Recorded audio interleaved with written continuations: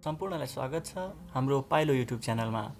आज हामी प्रदेश नम्बर 4 अर्थात् गण्डकी प्रदेशको बारेमा विस्तृतमा अध्ययन गर्नेछौँ। प्रदेश नम्बर 4 अर्थात् गण्डकी प्रदेश, यस प्रदेशलाई गण्डकी प्रदेश भनेर 2075 साल असारको 22 गते नामाकरण गरिएको थियो। गण्डकी प्रदेशको जम्मा क्षेत्रफल 21,504 वर्ग किलोमिटर रहेको छ। गण्डकी प्रदेश अर्थात् प्रदेश नम्बर 4 मा जम्मा 11वटा जिल्लाहरू रहेका छन्, जस अन्तर्गत गोर्खा, लमजुङ, तनहुँ, कास्की, मनाङ, मुस्ताङ, पर्वत, स्याङ्जा, म्याग्दी, बागलुङ र नवलपरासी पूर्व चाहिँ पर्दछन्।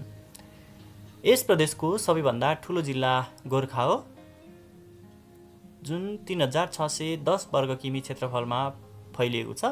सानो जिल्ला भनेको पर्वत। यस पर्वत जिल्लाको क्षेत्रफल चाहिँ 494 वर्ग किलोमिटर रहेको छ। गण्डकी प्रदेशको प्रदेश राजधानी कास्कीको पोखरा हो। यस प्रदेशको पूर्वमा बागमती प्रदेश पर्दछ, त्यसैगरी पश्चिममा कर्णाली र लुम्बिनी प्रदेश पर्दछ भने उत्तरमा चीन पर्दछ र दक्षिणमा चाहिँ लुम्बिनी प्रदेश र भारतको बिहार राज्य पर्दछ। राष्ट्रिय जनगणना 2078 का अनुसार यस प्रदेशको कुल जनसङ्ख्या 24,66,427 रहेको छ, जस अन्तर्गत पुरुषको जनसङ्ख्या 11,70,833 र महिलाको जनसङ्ख्या 12,95,594 रहेको छ। जम्मा परिवार सङ्ख्या 6,62,480 रहेको छ।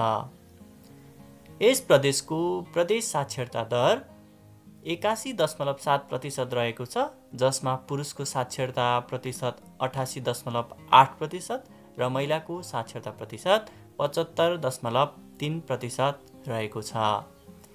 हामी गण्डकी प्रदेशमा पर्ने जिल्लाका साक्षरता प्रतिशतहरू पनि हेर्नेछौँ।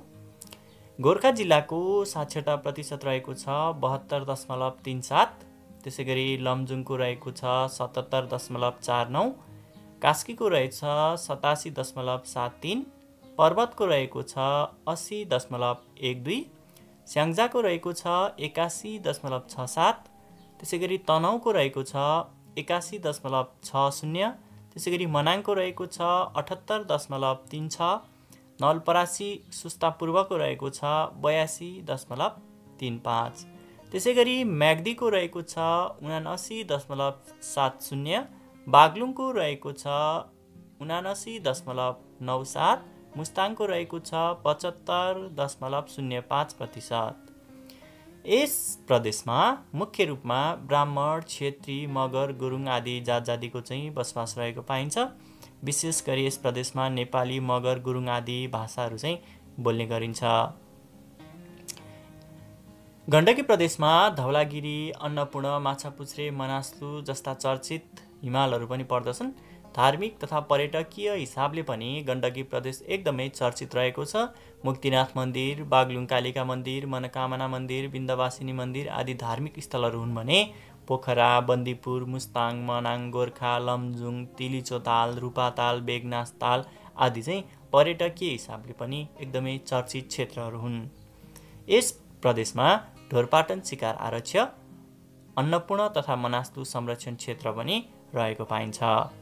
गण्डकी प्रदेशमा जम्मा स्थानीय तहको सङ्ख्या भनेको 85 रहेको छ, जसमा गाउँपालिका 58वटा, नगरपालिका 26वटा, उपमहानगरपालिका रहेको छैन भने महानगरपालिका चाहिँ 1वटा रहेको छ। हजुरहरूलाई यो भिडियो कस्तो लाग्यो? जस्तो लाग्यो त्यस्तै कमेन्ट गर्न सक्नुहुनेछ।